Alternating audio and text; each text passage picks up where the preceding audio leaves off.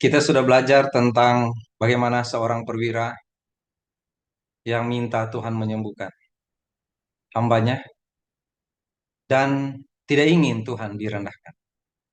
Tidak ingin Tuhan dianggap pilih kasih. Ya, ketika pelajaran itu kita dapat ketika kita membaca jawaban perwira itu kepada Tuhan, yaitu saya tidak layak menerima Tuhan di rumah saya. Katakan satu kata saja, maka hambaku akan sembuh. Berikut ini kita bisa belajar juga dari kata-kata itu tentang bagaimana perwira ini mengambil posisi sebagai seorang hamba, datang pada Tuhan dan memohon Tuhan yang adalah Tuhan Yesus menyembuhkan hambanya. Ketika Tuhan berkata padanya, aku akan datang menyembuh. Perwira ini sudah terbiasa melakukan sesuatu secara teratur. Segala sesuatu dia menghitung dengan cepat, mengambil keputusan dengan cepat, dan melakukan keputusan itu juga dengan cepat. Dia berhadapan dengan musuh, ya, dia mengatur strategi, dia berhadapan dengan orang-orang yang pada waktu itu mungkin akan membuat kekacauan di Israel.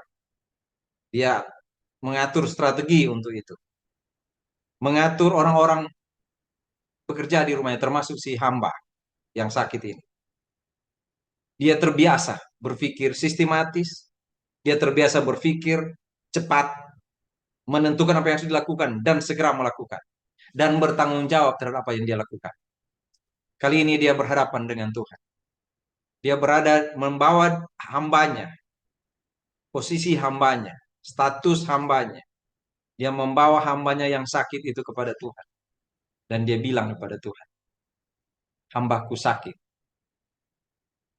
terbaring lumpuh, sangat menderita, sangat menderita. Tuhan menjawab dengan cepat, aku akan datang. Tuhan menjawab dengan cepat karena dia lebih dari seorang perwira. Tuhan Yesus lebih dari itu. Tuhan Yesus menjawab dengan cepat. Dan si perwira juga dengan segera memberi jawaban. Bukan tiba-tiba pikiran itu muncul. Tetapi itu adalah buah dari imannya. Pikiran dari iman. Dari seorang yang beriman yang tidak mau Tuhan Yesus direndahkan. Yang tidak mau Tuhan Yesus dibuat sebagai orang yang nantinya hanya ingin melakukan sesuatu atau dicap sebagai orang yang hanya melakukan sesuatu bagi orang tertentu. Ketika Tuhan mengatakan aku akan datang, sang perwira bilang pada Tuhan, dia berkata pada Tuhan, Tuhan, saya tidak layak menerima Tuhan di rumah. Katakan dari sini sekarang.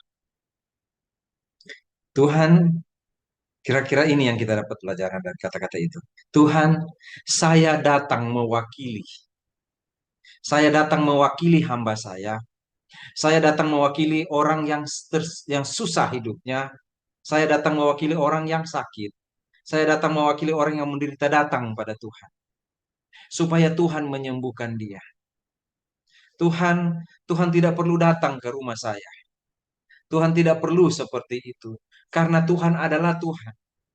Jika Tuhan berkenan, jadikan saya, utus saya kembali, biar saya kembali ke rumah saya, mengurus kembali hamba saya yang sakit yang sudah engkau sembuhkan. Biar saya yang kembali mengurus orang-orang yang engkau kasih. Jika engkau berkenan, beri saya kesempatan mengurusi orang-orang yang engkau kasih. Beri saya kesempatan, tidak hanya mengurus prajurit-prajurit, mengurus kekaisaran saya, kerajaan yang mengutus saya, tapi beri saya kesempatan mengurus orang-orang yang engkau kasih. Saya sekarang adalah hamba. Saya tidak pantas, seorang hamba seperti saya, tidak pantas menerima engkau di rumah hamba. Tidak pantas.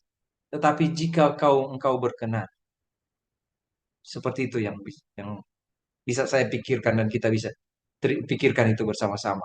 Pelajari bersama-sama. Biarkan saya pulang kembali mengurus orang-orang yang sudah engkau sembuhkan.